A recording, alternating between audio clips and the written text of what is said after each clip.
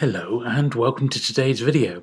So this time we're going to be taking a look at a small collection of vintage Hutchinson paperbacks. Now these books were first published in 1936 and they ran until about 1940-41, sort of the early years of the war before they sort of petered out, and they came back a little bit later. But quite recently I did pick up a big collection of vintage paperbacks, and there was a fair old run of some of these. About 50% of what I already had were in there, and I thought, well, what I do, I've already cleaned a lot of the other publishers, the bigger ones, like the Paperbacks and things like that. And these are one of the ones that were sort of waiting to be looked at, really. So I've pulled all the ones that were in that collection together, and I've also pulled what was already in my collection, which were just odd ones that I'd picked up over the years. And I thought we'd have a look now and see exactly what's what. And there's some really interesting books in here for us to take a look at. So that will be the subject of today's video. So sit back, relax, and let's get to it.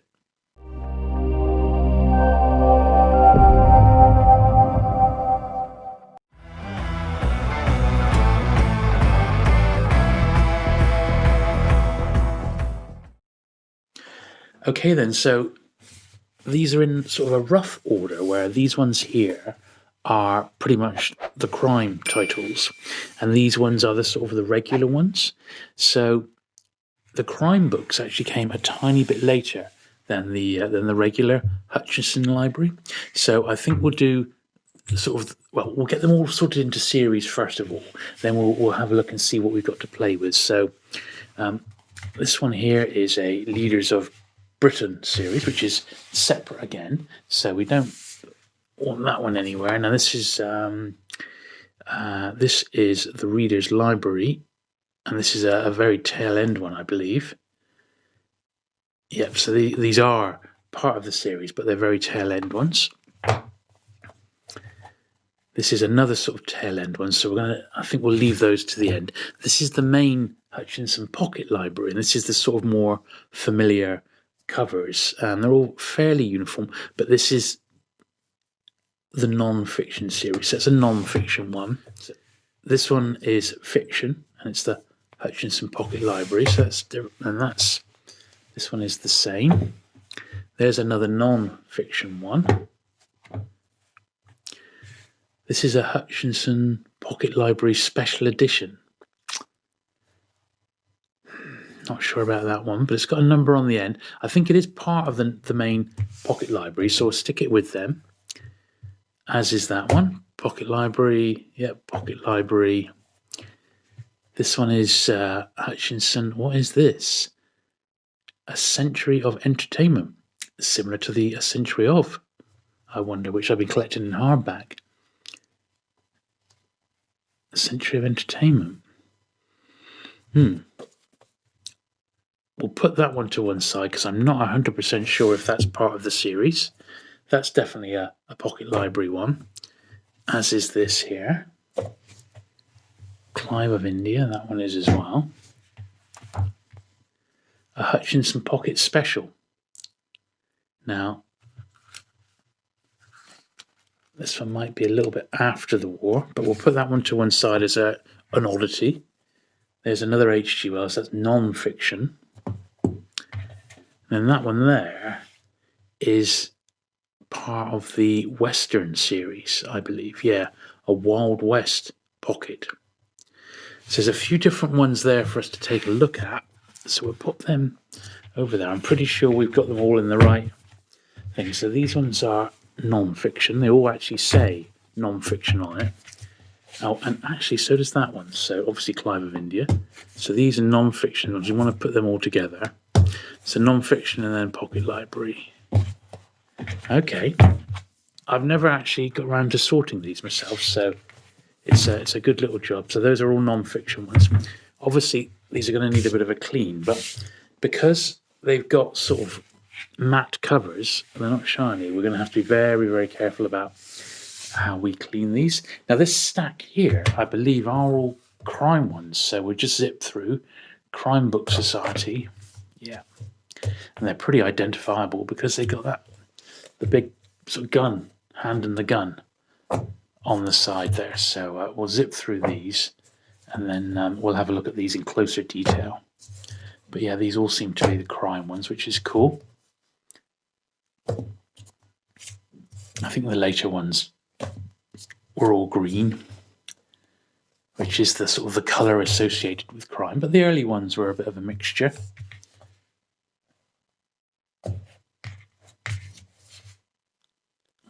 Some of them in wrappers, some of them aren't. So definitely a few bits to be cleaning up here. There we are. So that, yeah, they were all crime ones. So that's cool. So I think we'll just have a look through these bit by bit, and we'll give them a clean as we go and put them into sort of series order. So this one's quite interesting, and I can't remember if this came in the collection or if it was one I already had. I do sort of pick up books on Churchill, particularly sort of period ones, because they don't tend to turn up very often, particularly in paperback as well. So this one is Leaders of Britain series, definitely a Hutchinson one. And they really were big publishers, weren't they, Hutchinson, back in the day.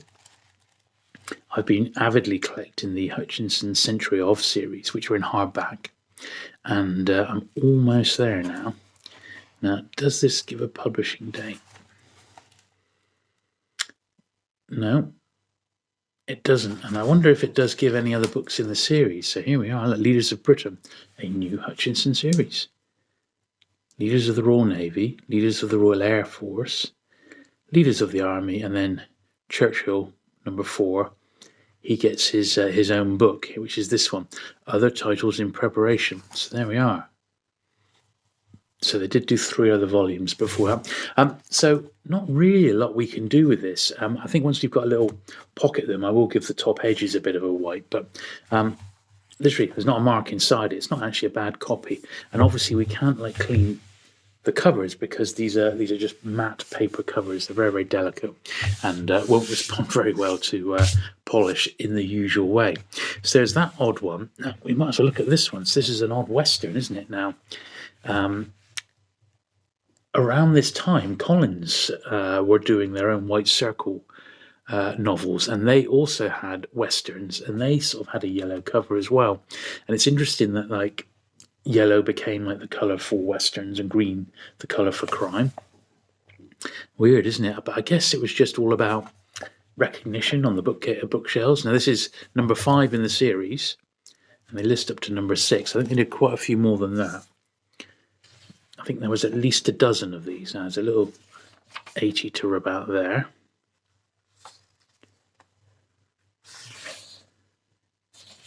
Yeah, yes, I hear there was at least 12 in this series. I don't know if they're any good or not, but really early Westerns, I have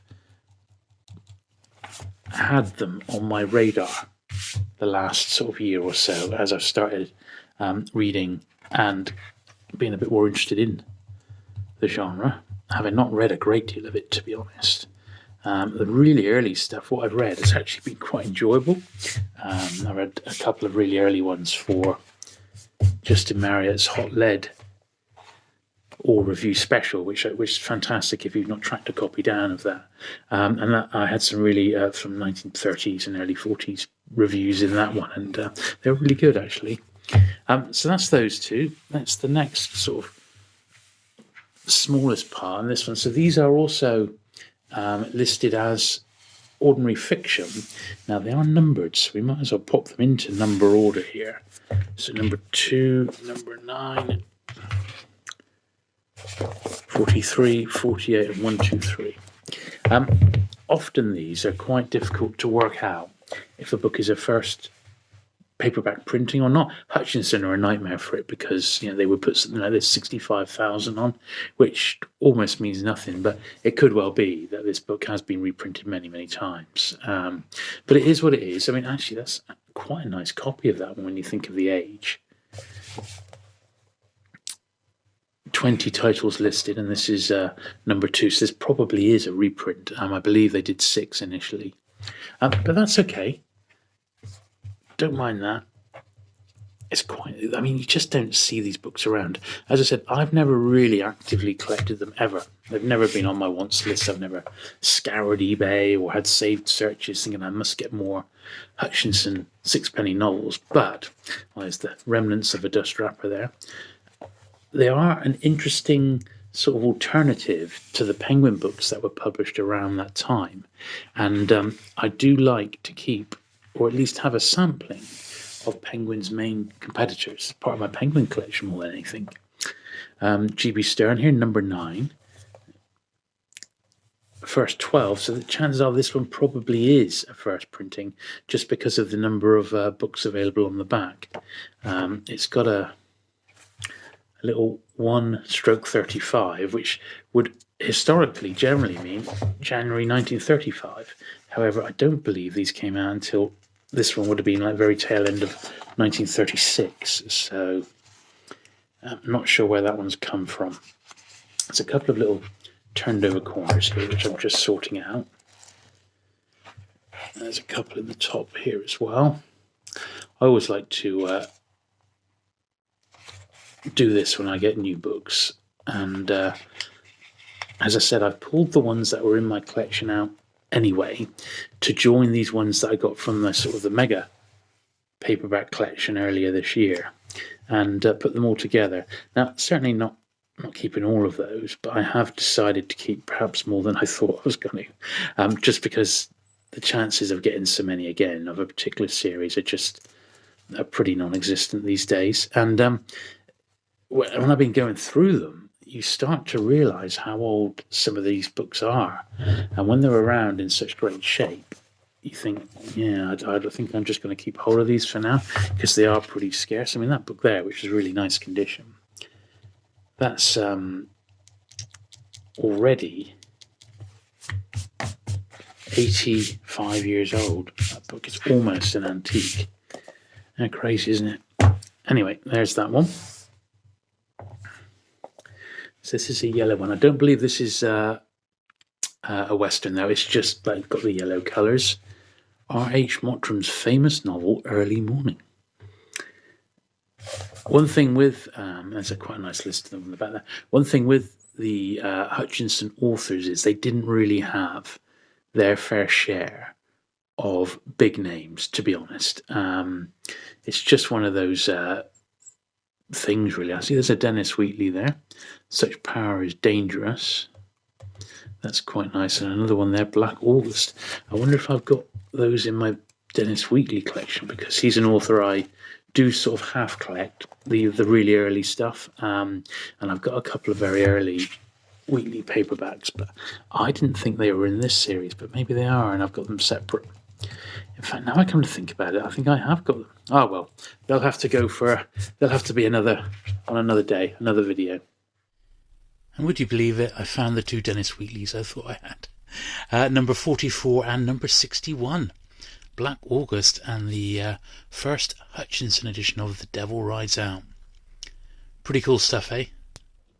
A few other books in the back here being advertised.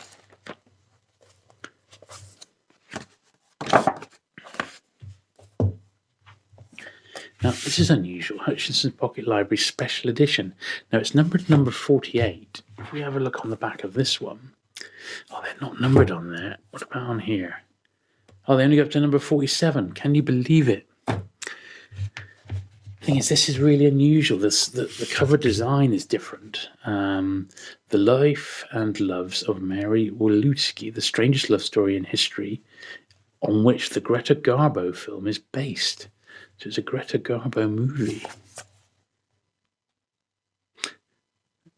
Well, there we are. It does appear to be part of the normal pocket library, and that's the important bit, the pocket library, not the crime library, not the popular library, it's the pocket library. So we'll assume that this is just still part of the main series, because it certainly looks that way, doesn't it? Let's rub that gently out. We got a sort of 60p or something down there, or 50p. The page quality of these is not very nice. It's nowhere near as good as the or as well made as the Penguin books. That is something with some of these other publishers. It's almost like they weren't striving for quality. They were in it for the money. It's as simple as that. Now, that hasn't come out too great, to be honest, but I'm sort of reluctant to go too heavy because I know for a fact that the page quality of these books is not great, and they could easily rip. So I'm just going to leave it at that and not go overboard. But I think that's quite unusual, that one, and maybe of interest to somebody, a Greta Garbo collector maybe. And this one's quite nice. So these eventually got reprinted by Pan Books, the Cynthia Asquith Ghost anthologies, and these are really great. This is a nice copy of this one. This one I've had for years. This wasn't in the collection. It's just one that I've had a long time. I'm very pleased I am to have it too. I've never got around to cleaning it like so many of my books. I've not given it the treatment, but I shall do it now. So it looks really nice. It's just a couple of corners need unbending, uncreasing. I don't know about you, but ever since I was a boy and I started reading the Pan Book of Horror Stories, anthologies such as this are right up my street. So that little lot, I think what we're going to do, I'm just going to run the old toothbrush along the end here, see if there's any sort of dust. The bottom wasn't too bad. The top, however, I am expecting it to be pretty rough, to be honest. Let's give that a go in there again. They're all together and level. You can do the whole lot in one hit. Yes, these are much worse. Actually, it's quite tricky to hold this little lot in one pinch, but I don't know if you can see the little plumes of dust coming off there. It's hard to discern with the naked eye, but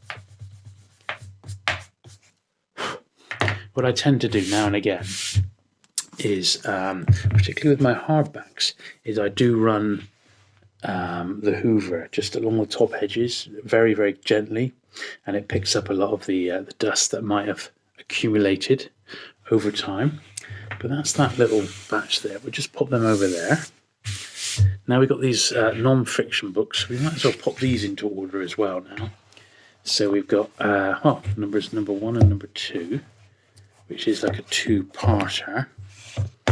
Number 4, 15, 16 and 22. There we are.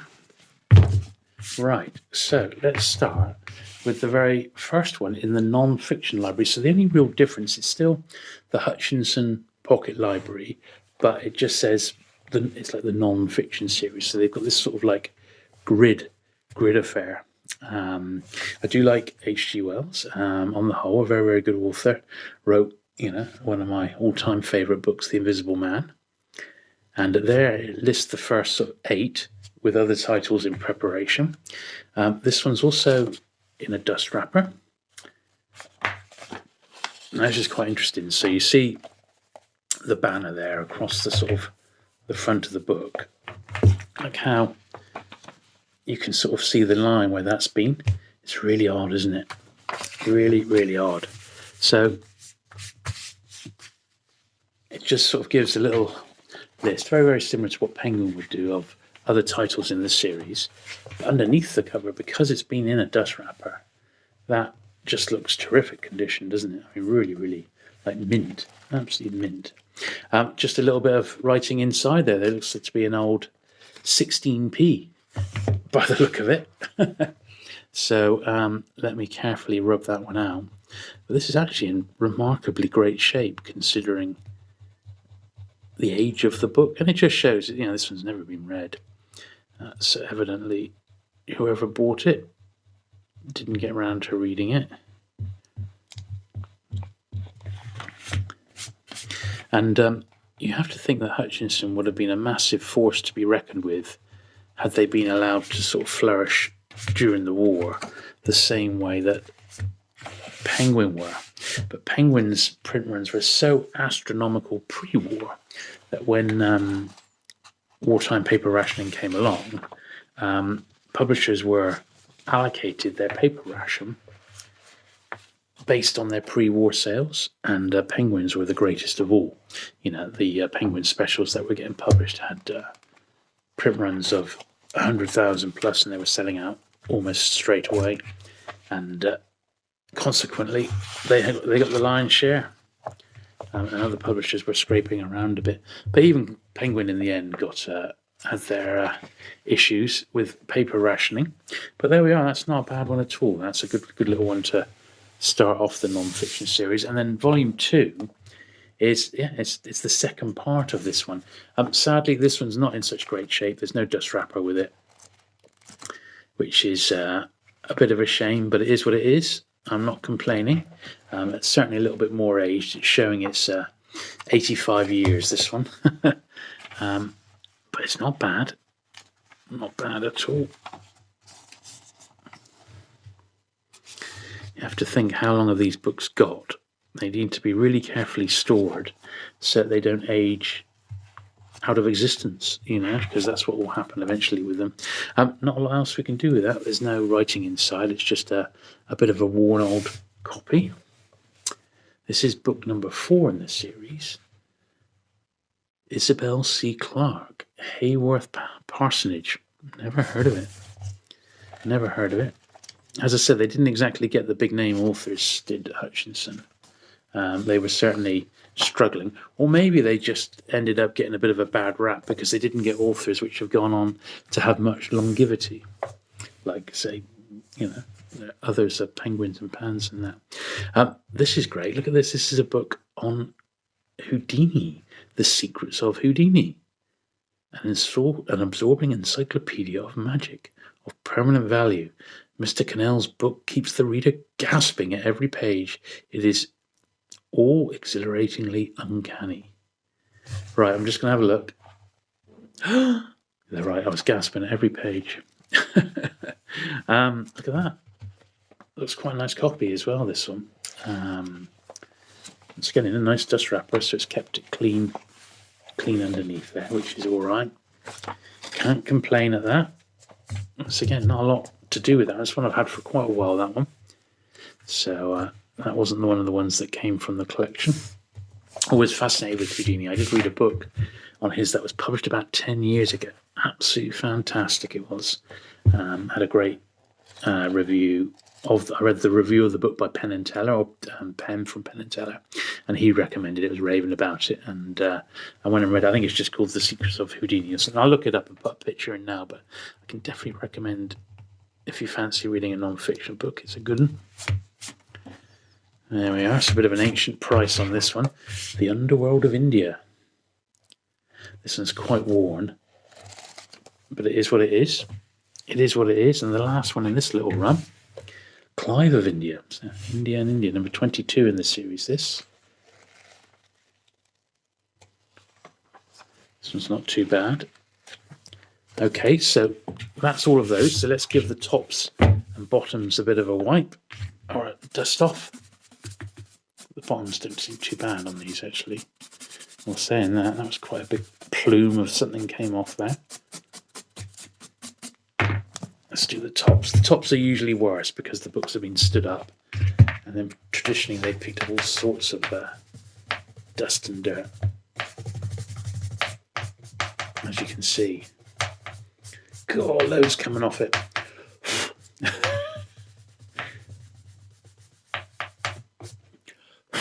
There you go, cool. Look at that. I don't know if you can see it. There's actually a layer of dust there.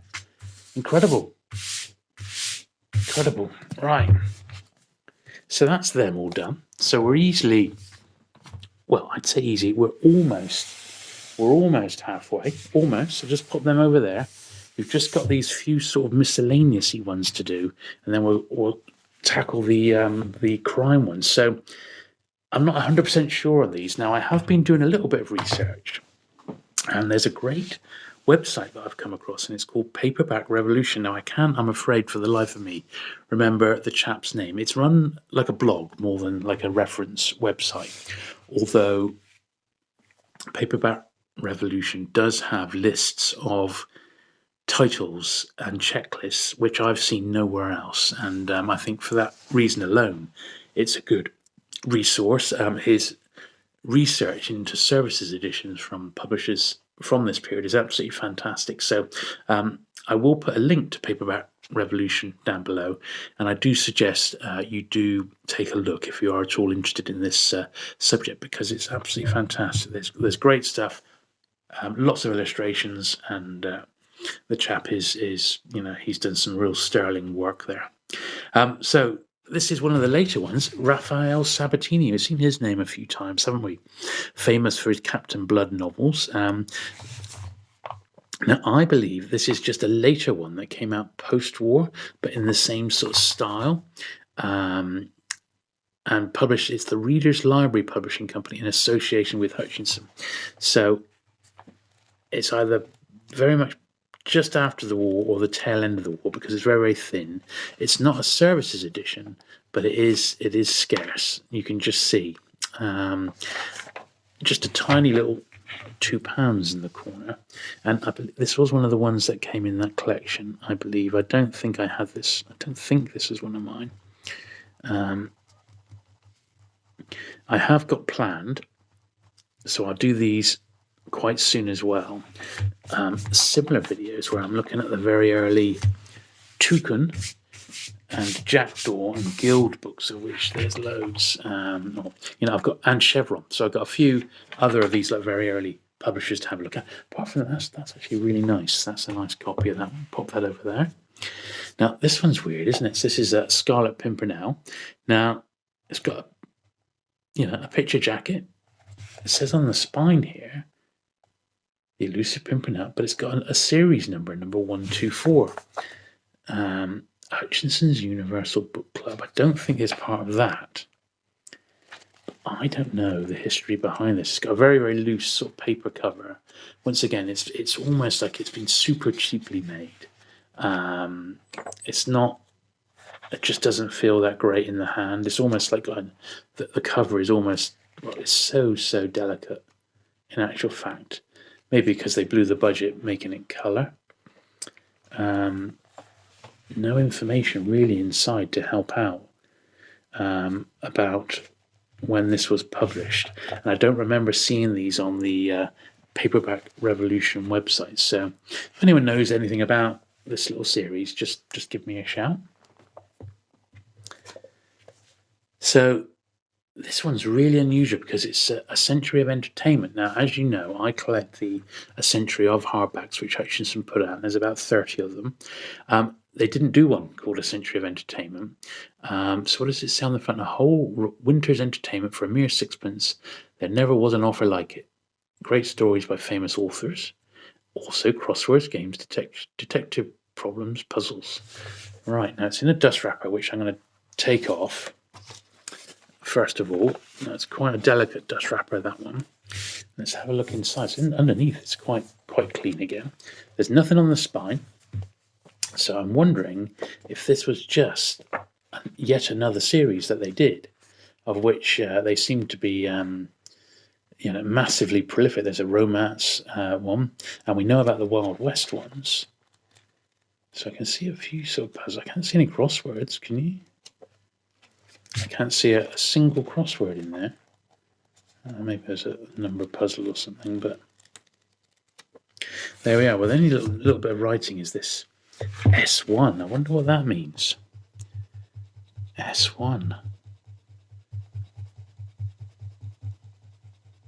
Once again, it's almost a bit like Hutchinson were copying Penguin, doing their non-fiction, and Penguin had the Pelicans. And Penguin did crossword books and puzzle books as well. Bit of an unusual one. It's nice. It's not nice neck. No writing inside. And the wrapper is, it's obviously seen better days, but you have to think to yourself, how many of these in a wrapper have actually survived? There can't be many, can there? I mean, there really can't. probably, I don't know, less than 100, maybe, I don't know. It's difficult to even guess, isn't it?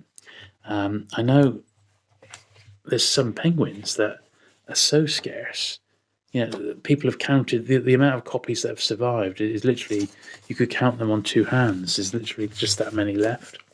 The very first proof of Ariel, for example, is one of the most scarcest penguins. Penguins don't even have one themselves.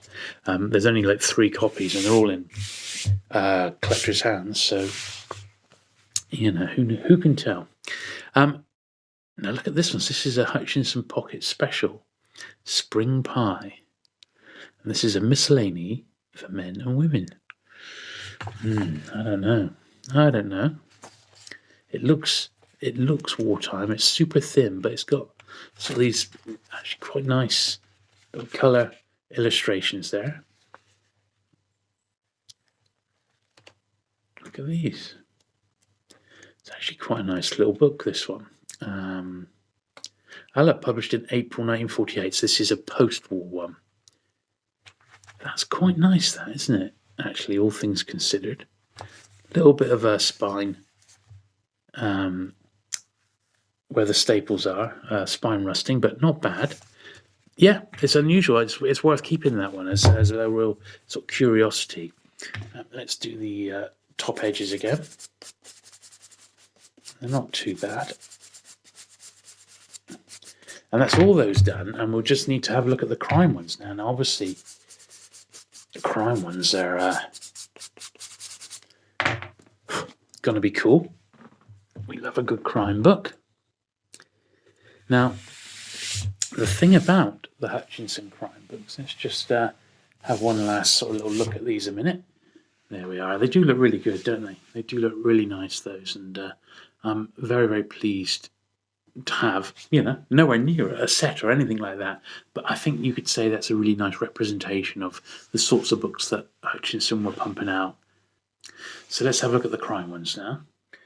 Right, so I suppose the first thing I ought to do is at least get these into numerical order.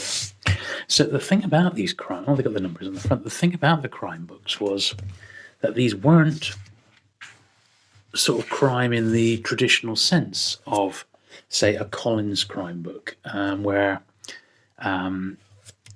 it was authors who, well, you could sort of call it cozy crime, couldn't you? Where the reader would try and work out what was going on before the main detective, for example. These ones aren't really like that. They're more sort of thrillers rather than crime books, but they're still classed as crime. They're in the Hutchinson Crime Book Society, so Hutchinson definitely marketed them as crime. So let's just pop these in order, and we'll have a little look and see exactly what is what. I've got a double of one of them. Apparently they did do one services edition, but I haven't seen that in this little lot, sadly, because I do love a services edition, but they don't turn up very often. There we are. So so as per Paperback Revolution, the early ones are in sort of a bit of a mixture of colours, and the later ones are all green, which became the colour synonymous with crime, really, back in the UK. Collins had their sort of green crime books, and Penguin obviously were famous for their green crime paperbacks, and Hutchinson followed suit. So let's have a look at this first one here. I'll just get the camera down a little bit there. There we are. So number 1, Gang Smashers. This is the very first book in the series, so that's pretty cool, isn't it? Always nice to have the first book. Now, it's not in the greatest of shape. You can see it's got a bit of wear and that, but I mean, you get the idea about the series. So obviously Penguin had their logos, but Collins' White Circle crime books had the sort of the hooded gunman, the 2 figures on the front, and here we've got the hand holding the revolver on the front, and that was the Hutchinson logo. And obviously in the circle there, we've got the hand holding the dagger, and that's replicated on the spine there, just in case you were not sure that this was absolutely a crime book. it lists the first 8 on the back, which I believe is probably what was planned and launched pretty much straight away. So chances are this is quite an early printing, if not the first printing of this one. Now this isn't bad. It's just got a little price, which we need to rub out. Carefully does it again, but it's also got a bit of ink as well, so we're not going to be able to do anything with that. But we'll get the pencil rubbed out at least. There we are. That's okay. So there we are. That's number 1 in the series, and quite nice. Hugh Clavelli. They didn't really have great authors. They didn't have any Agatha Christie's or Dorothy Sayers or some of those great names, but they did have Edgar Wallace. And in fact, here he is, so on the spot. Edgar Wallace was massive in his day. He is not so great these days, and it's hardly ever read. I find the stories quite dated, I have to say. But that's because of when they were written. It's as simple as that. Once again, not in the greatest of condition, this one. But it is what it is. Quite nice to have all the same. And once again, it's just got a tiny bit of pencil marking inside, which I'd like to get shot of. So I've not needed to do that much in the way of repairing really this time, except go through and rub these vintage prices out, which is hardly very taxing. However, it's nice to go through, and eventually I will go through my entire library, because there's thousands of books that have not had the treatment, and I'm not joking. So, they all need going through properly eventually. Here's another copy of it, and it looks to be exactly the same. It's another sort of, I believe, first printing. I'd say it's going to be hard, but this one's been read several more times than the first copy that we got. So I will probably get a shot of this one because it's a double. Don't need 2 copies of this, of course, so I'll pop this one up on my eBay listings. I know I've mentioned it a few times, but if you are interested in bidding on any of my doubles, I do them really, really cheap start. You like $2.99, stuff like that. $3.99 for a real rare one. My eBay user ID is ZapRetro, and I do ship worldwide. So yeah, that one there, not the greatest of shape. There's a little bit of wear, but I think it's just, you can just see it's had a bit of spine roll. It's just been read a few times, but probably still pretty rare, that I would say, but I'll put that one to one side, and that one will go up onto eBay in due course. Okay, so this is number 6. It's the nice orangey cover here. Sidney Haller, Tiger Standish. I mean, I just don't know anything about these authors, and I've sold and read crime books all my life, and I just don't recognise them. So they couldn't have gone on to greatness, else I would have sort of heard of them. But there you go. You can't read it all, I guess. But then again, listening to the Paperback Warrior podcast, I'm still discovering authors which I'd heard of perhaps, but had never actually dipped my toe in. And Pliminek, you need 2 lifetimes to try it all, don't you? Anyway, that's number 6, and that's quite nice. Tiger Standish, bit of spine roll again, spine wear, but that's all right. Number 9, Soho Racket. This has been well read. Look at it. It's actually got a real slant on it. So there's not a great deal you can do about that. I mean, it won't look too bad once it's on the shelf. But it does make me think that all of these are pretty much early or first printings of these books. And I'm only judging that by the amount of books that are listed in the series on the back. So it's only got 11 books there. So chances are this is an original. Once again, the only thing really wrong with it, it's just got an old 30p price inside. It's quite aged and brittle, this copy. That's how it goes. Depends where it's been stored.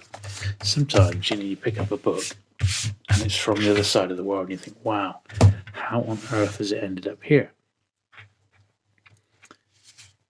Particularly when you think of his age, Right, this one, number 12, is actually in a dust wrapper. So I think first of all, let's get rid of the dust wrapper because it's in quite a delicate old state there. It's all right, it's there, but underneath, let's see how we're looking. So this is a bit of a refreshing change. So even though it's been in a dust wrapper, a little bit of sort of foxing has managed to get through the covers, through the cracks, as it were. Once again, I would suspect that this is a first printing of this one. Quite nice. I quite like the blue, actually. It's all right now. Very, very dusty along the top. I mean, super dusty. Look at that. And that's going to cause a bit of dust flying around. Apart from that, look at that, 45p. I would say that was a veritable bargain for that one in that condition, in a dust wrapper as well. Pretty nice stuff. Yeah, it's quite nice. Now, with regards to the dust wrapper, apart from like laying it flat, there's nothing we can really do with regards improving it. There really is no way. So I'm just going to pop the book back in, and I'll keep the book underneath in nice shape. I could, if I was that way inclined, pop this dust wrapper itself into a protective sleeve, but I've just got too many books in wrappers, so it's just an impossibility to even contemplate, to be honest. Now I'm going to take that little lot and do the top edges. Now I believe this is going to be quite rough because these are real old and dirty, so wish me luck.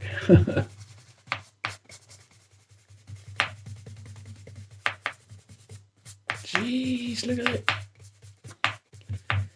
Blimmin' heck.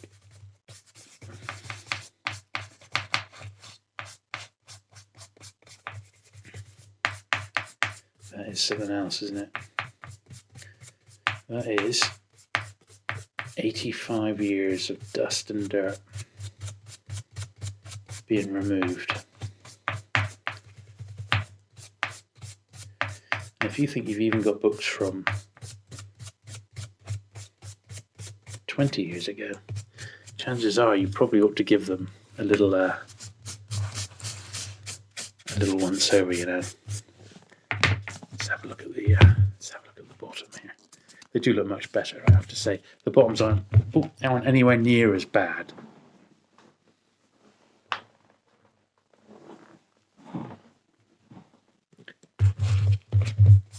Because the books have been stood up, so there we go. So that's the first of the crime books. The Crime Book Society. Right. So we've just got about half a dozen more left of these. Death by the Mistletoe. Oh, well, this is one for Christmas then. Number 13. This one also in a dust wrapper. I quite like the lime green colour here. Let's take off the dust wrapper. Look at that. That's nice underneath, isn't it, that actually? Nice and sharp. Spine got a little bit of wear on it. Not much we can do about that, I'm afraid.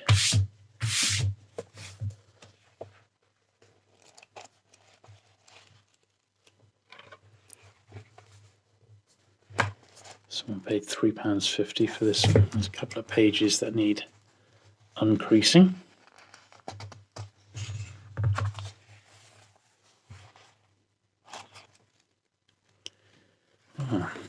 Death by the Mistletoe, eh? Let's get rid of this £3.50.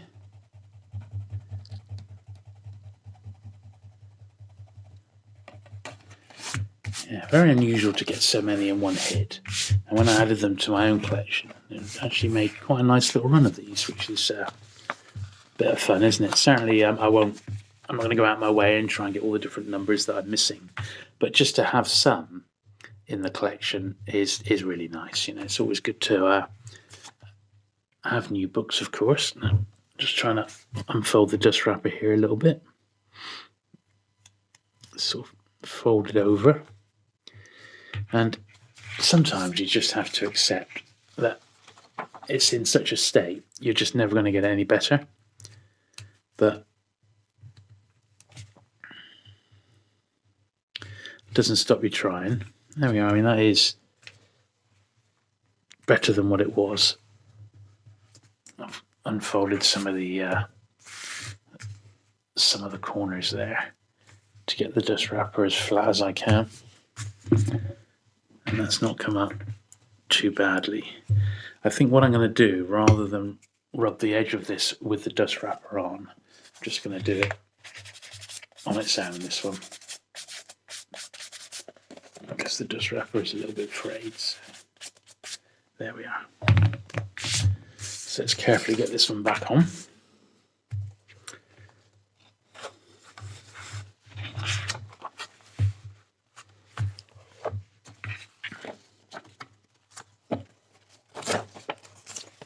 There we are. That's nice. Number 13, unlucky for some. Whoever was standing by the mistletoe. Here's another blue one. The Man from Scotland Yard, number 14. Sydney Haller. I have to admit, the actual text inside feels very similar to a penguin of the period. The way it's laid out. It really is. There's not a lot wrong with this, just a vintage price in pencil again. That's easily fixed.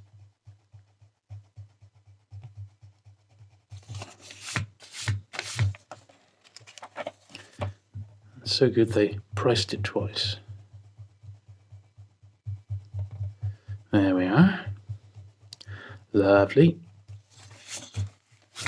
Okay. Nice. No dust wrapper on that one though. Makes me think there was probably one there and it's been removed, and underneath it looks great. But the original dust wrapper, you know, for it to have survived like that, there would have been a dust wrapper on that one and someone's taken it off probably and then put it out for sale. And that's just the sort of thing that happens in charity shops and things like that. So by now, around this sort of number, and this is for me number 33, they're all green jackets, which is the traditional colour of crime, you could say. It is the colour of crime. So let's just look at this one. Black Souls. Sydney Haller again. Same author who did The Man from Scotland Yard. Little 50 pence inside there, which needs rubbing out, but apart from that, this fella's okay. There we are. Let's have a look at the dust wrapper. There's a little sort of hole on the back there, but on the whole, that's all right. Once again, I'm just going to, before I put the wrapper back on, I'm just going to give this one an individual rub, because I don't want to rub the top end of the wrapper if I can help it, because it doesn't really help. It doesn't help proceedings, does it? Okay.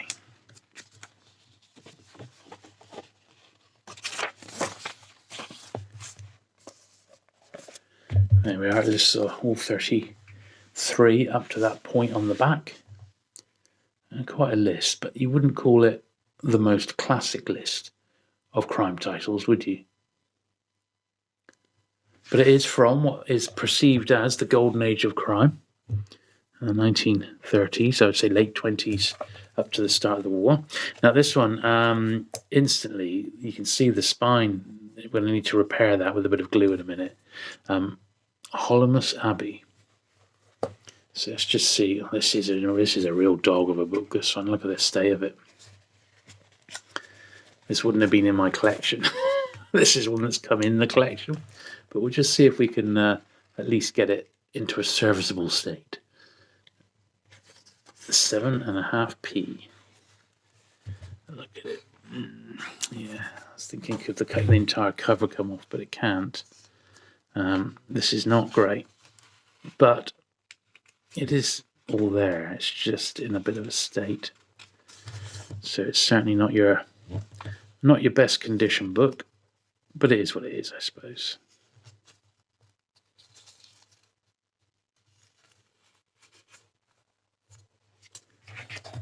Let's get this 7.5p out, because that's not doing anyone any favours.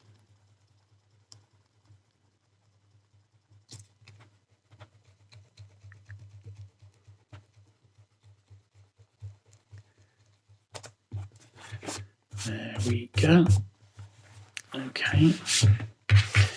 Right, I don't think there's much more we can do inside. That'll sort itself out over time, I believe.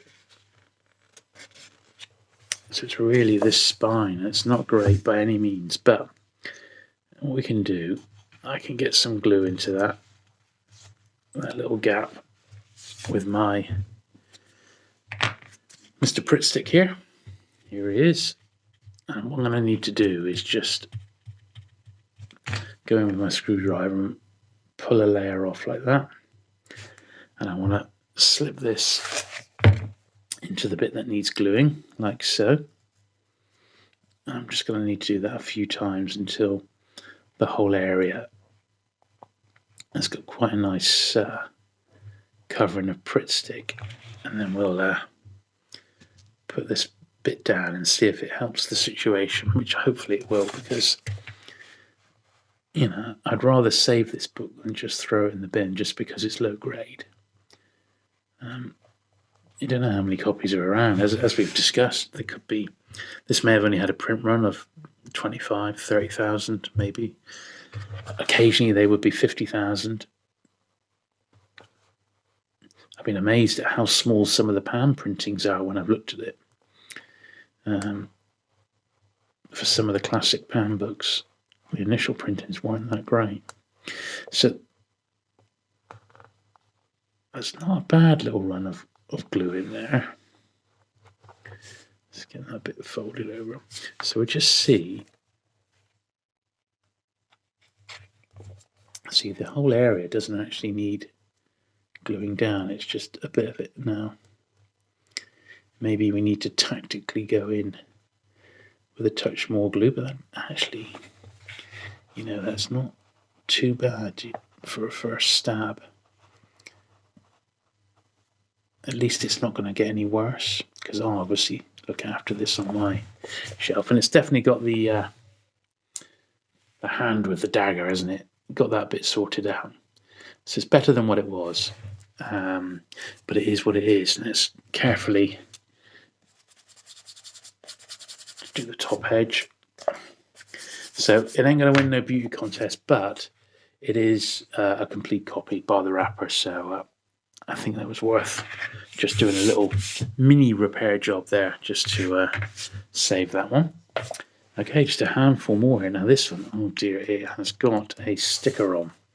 Now, a sticker on a matte cover can be one of two things. It can be dead easy or it can be a nightmare. What do you think?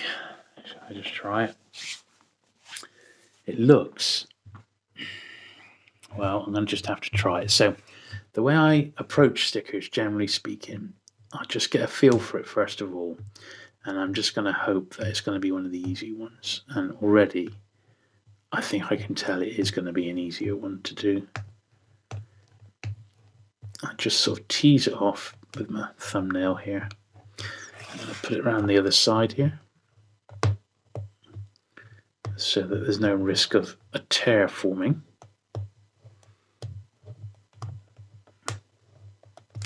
And we were going so well on this run, and now we've had books that we need to do quite a bit of extra sort of work on. But that is how it goes, you know. You never know what you're going to find if you're a book collector. It's coming off all right, slowly but surely is the way.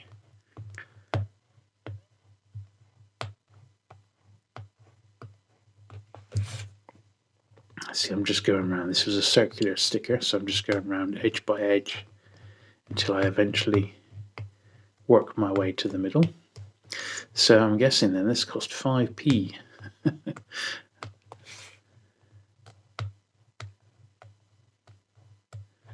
Almost there.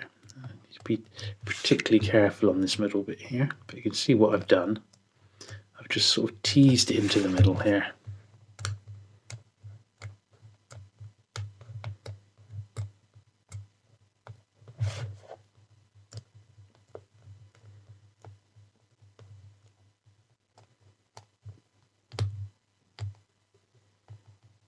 There we are. It wasn't too bad in the end. We've had worse. Now, unfortunately, inside, we've still got work to do. So, blimmin' heck. And because these aren't the greatest of papers, printed on the greatest of paper, they do present a bit of an issue, particularly when they're as bad as this. But I guess it's worth persevering.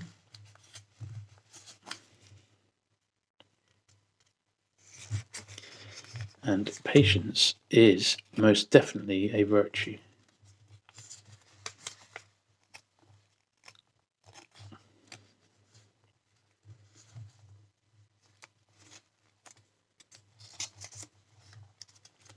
Okay. I think that corner's done. Just one little bit in this corner here. Okay, then there's a little 20 pence, just to add insult to injury. Okay. Then we need to glue this bit of the spine back. So that's going to need the same sort of technique that we used before. Just going to take a little bit of Pritt stick on the end of my miniature screwdriver here, and we're going to tease that into the gap. So it's going exactly where we want it to go. Actually, in fact, the whole top end of this book needs re-gluing. Now, I always use Pritt stick because it's like forgiving, in that if you go over the edges, it doesn't matter. And if you've got a single piece of paper to put in, you can sort of negotiate it into the right place without too much issue.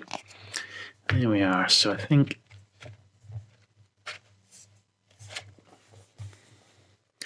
that's all right, isn't it? For number 43, that's actually come out all right. Sticker off, spine repaired. Job done. Right, 3 to go. Sinister River, number 50. A fine portrait of life on the Thames above bridges. So how is this a crime book? This is what, it does scratch your head sometimes. And maybe it's true that these weren't crime in the traditional sense, but they were thrillers and sort of mysteries. Okay, well, there's quite a bit of pencil in this, which I'm going to need to get off. So let's make a little start on that. Someone's gone to town on this with a huge £1. How dare they? How very dare they? Thankfully, my trusty rubber is getting to do the trick. There we are. And then there's another, there's an old one there. That's like a 1 shilling in the top corner here.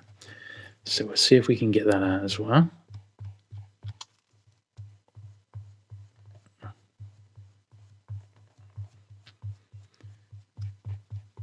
There we are.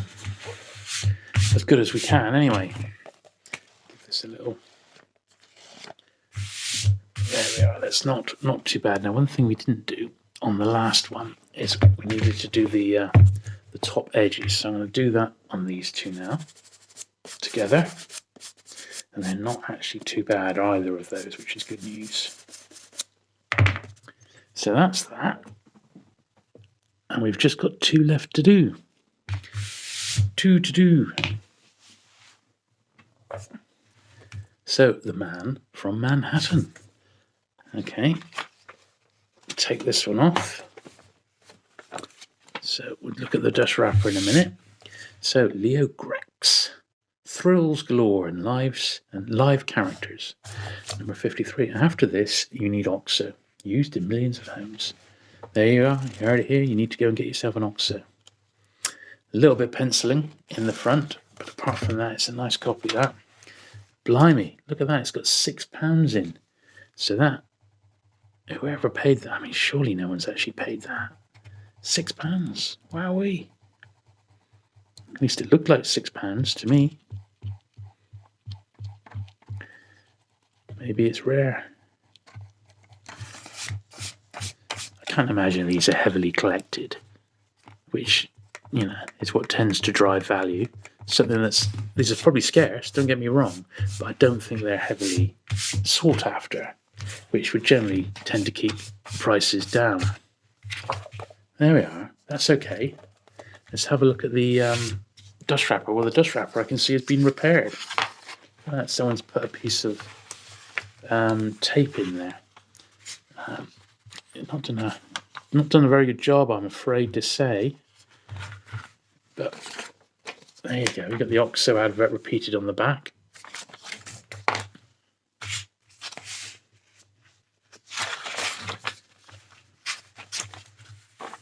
Yeah, they've done loads of repair. If you look at this book, this dust wrapper, there's repair all along there, there, and there. I guess it keeps it in one piece, but it's not great, is it? But obviously, I don't want to get rid of it, you know, because it is the original dust wrapper. It's just they've not done a great job in, I would say, antiquity, but probably, I don't know. It doesn't look that old, does it? It could have been in the 80s or 90s someone did that. But anyway, not bad, not bad. Now we've got only one more. It's coming to an end, and that is Rum Alley, number 69 by Captain Pollard. And this one is also in a wrapper, so let's whip that off. We'll have a look at that in a mo. Now let's look at the book itself. So this one's been water damaged. You can sort of see the rippling here. You can feel it this is why I always do this, because you can sort of feel when a book has got wet and damp and dried out. Apart from that, it's actually a pretty sharp copy, which is a real shame that it's ended up getting damaged. It's miscut. You can see it's not square. It should have been down there, and that is just a reflection of these Hutchinson books. They're just not that well made. Apart from the water damage, though, it's not bad. So let's get rid of this little £1.20, because we don't need that inside sullying the pages. But boy, oh boy, it's been a bit of a job, these actually, hasn't it? And these crime ones in particular have needed much more attention than you might think. But I think you'll agree it's been worth giving these books a clean, and I think they have looked, or they do look a lot better. So that was the last one. So I'm just going to do the top edges here, and then we'll take a look at the whole lot and see just how good they now look. So there you go. I think they look vastly improved on what they were when we first took a look at them. I know these are not everyone's cup of tea, and as I said, I'm certainly not going out of my way to collect them, but being able to have a look at so many and certainly improve their condition, give them a bit of an 80-year service, has been quite therapeutic, and I really do like them, particularly the crime ones. I think they're quite a bit of fun. Anyway, that's it for today. I do hope you have enjoyed it. If you have, don't forget to give the video a thumbs up. Do please give us a comment below if you have enjoyed it and tell me what you liked about it. If you collect these, I'd be very interested to know if there are any other collectors of these out there. Don't forget to check out Paperback Revolution. That is a really great blog and website. Don't forget to subscribe for regular vintage paperback content, and I shall look forward to seeing you again very soon. Bye.